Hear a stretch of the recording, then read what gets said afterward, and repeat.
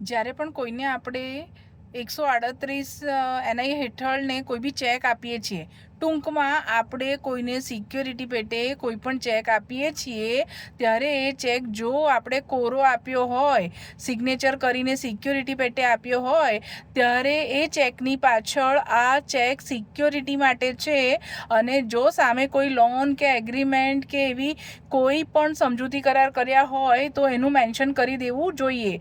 અને આ સિક્યોરિટી પેટે છે સાથે એ ચેકની પાછળ નોટ મોર ધેન કે આટલા સુધીની આમાં સિક્યોરિટી રહેશે, 5 લાખ સુધીની સિક્યોરિટી છે કે 50 લાખ સુધીની સિક્યોરિટી છે એ જણાવી દેવું જોઈએ. બરાબર છે. અને જો બને તો આ ચેક એકાઉન્ટ પે કરીને આપવો, જેથી કરીને જે વ્યક્તિને તમે સિક્યોરિટી પેટે આપ્યો છે એ વ્યક્તિ પોતે કાં તો જે વ્યક્તિને આપ્યો છે એનું નામ પાછળ લખી દેવું જોઈએ કે આ ચેક આ સિક્યોરિટી પેટે આપેલો હતો, જે તમારા પણ રેકોર્ડમાં રહેવું જોઈએ અને એને સામેવાળી વ્યક્તિને એનો નિર્દેશ રહે છે.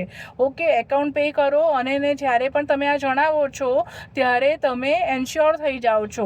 એટલે ઘણી વખત એવું બને છે કે તમે કોઈને સિક્યોરિટી પેટે એને કોરા ચેક આપી દીધા હોય, ભૂલી ગયા હોય, કાં તો પછી કોઈ પણ મિસઅન્ડરસ્ટેન્ડિંગના લીધે થઈને નાની મોટી રકઝકમાં ને એ બહુ મોટી અકાઉન્ટનો ચેક ભરી નાખવામાં આવે છે અને 138 હેઠળ તમારી સિગ્નેચર અને તમારું અકાઉન્ટ બોલાતું હોય એટલે એ તમારી જવાબદારી બને છે અને જેના કારણે તમારા ક્રિમિનલ કેસીસ ચાલુ થઈ જાય છે.